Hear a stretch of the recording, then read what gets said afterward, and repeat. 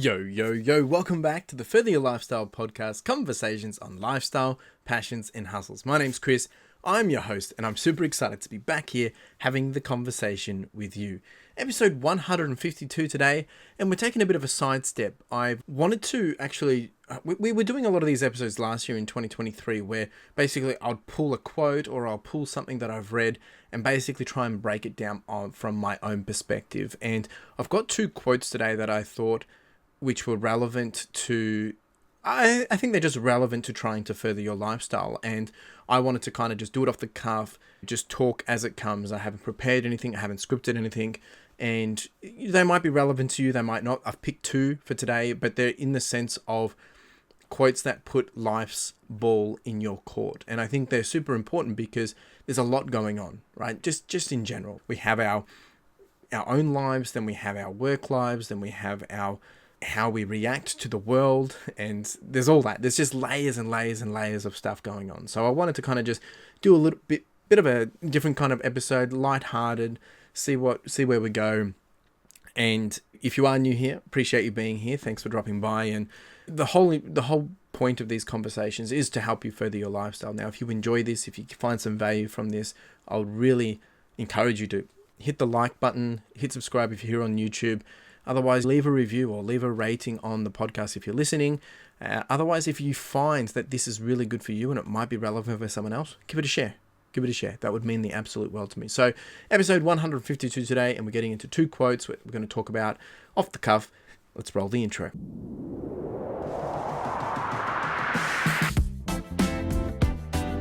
All right, so the first one today is, do not spoil what you have by desiring what you have not. Remember that what you have now was once among the things you only hoped for. And this is from Epicurus. I'm just brutal with being able to say people's names, but I'm going to say it again. Do not spoil what you have by desiring what you have not. Remember that what you now have was once among the things you only hoped for. Now, the reason why this one stuck out to me so much was because I actually, over the last couple of weeks, and by the time you're receiving this is probably 4 or 5 weeks away, but over the last couple of weeks, I've actually been dealing with just some self-doubt and been dealing with other things that I'm doing working, and maybe I've made some bad decisions. And I did an episode, the last episode actually, it was episode 151, where we spoke about when in doubt, zoom out and understand how far you've come, what you've achieved. And I think this is super important and super relevant for that, because too many times we get to a point in life where it's all too much. We're struggling. We think this is ridiculous. This is the worst. But we think about, hang on again. Like, if we jumped back 2 years ago, we would have dreamed to be at this position. We would have dreamed to be where we're at today. But we forget. We forget about that. And it's also, on the contrary, it's kind of like the situation where, like, you set a goal and you go for that goal. You achieve that goal. And then you're already thinking about the next one. And you haven't even soaken in what's occurred, what you've achieved in that moment. So with this, I think we really need to make sure that, this is my advice, and I'm speaking to myself here, that when we do have these moments of doubt, we need to zoom out, but also think about the celebrations, how far you've come. Give yourself a reward. We get so focused on the doubt or beating ourselves up because it's not good enough, or we're not fast enough, or we're not getting to where we want to be, or we're not hitting the goals, or whatever. But how many times are you rewarding yourself? Are you treating yourself? Are you encouraging yourself? Giving yourself a pat on the back? Taking yourself out for a coffee? What are you doing to do that? And I think it's really important that we do reward ourselves in some mechanism, within some reason, within some playbook of rules. We need to do it. And for me, like, in my business, when I hit a certain milestone, I buy something as a token that I can reflect on and know that this was when I hit this goal. But I think we need to do something a bit more micro than that. Not as big, something that, just each week as you do the reps. And it's not about hitting the targets. It's about doing the reps, being consistent, showing up, getting things done, that we are giving ourselves that reward that we need. But I think if we do that, then we can appreciate with a lot more gratitude the progress, the journey, and we're not going to be spoiling our current progress and our current wins by wishing that we have something else. Because it's okay to look about the future, But don't think that today is bad because you haven't got the result that you want in 2 years. Because you've already got the result that you wanted 2 years ago today, right? It's a bit mind trippy. I feel like we're doing an episode of Inception or something. I mean, Interstellar or something. But, but it's something that I think we really need to look at it in a fresh perspective. So that's the first one I wanted to give you. And today is going to be real short and sweet, guys. The next one that I came across was the significance of a man is not in what he attains, but rather what he longs to attain. Khalil Gibran. So I'll say it again. The significance of a man is not in what he attains, but rather what he longs to attain. And where I read this, it actually comes from something else that Matthew McConaughey talks about. And I think it was in his books, actually. Green Lights, is that what his book is called? I forget. You see, this is what he says. You see, every day, every week, every month, and every year of my life, my hero's always 10 years away. I'm never going to be my hero. I'm not going to attain that. I know I'm not. And that's just fine with me because that keeps me with somebody to keep on chasing.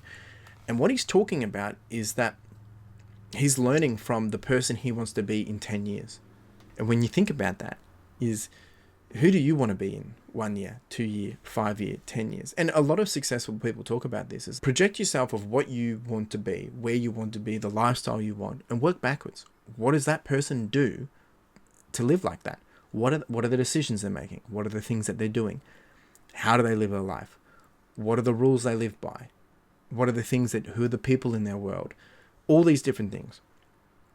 And if we aspire to be of greatness, if we aspire to further our lifestyles, if we aspire to be a business owner, if we aspire to be an athlete, if we aspire to just be an everyday Joe that can just do whatever he wants when he wants, there needs to be a level of understanding that that person exists, and what does that look like, right? And when you work towards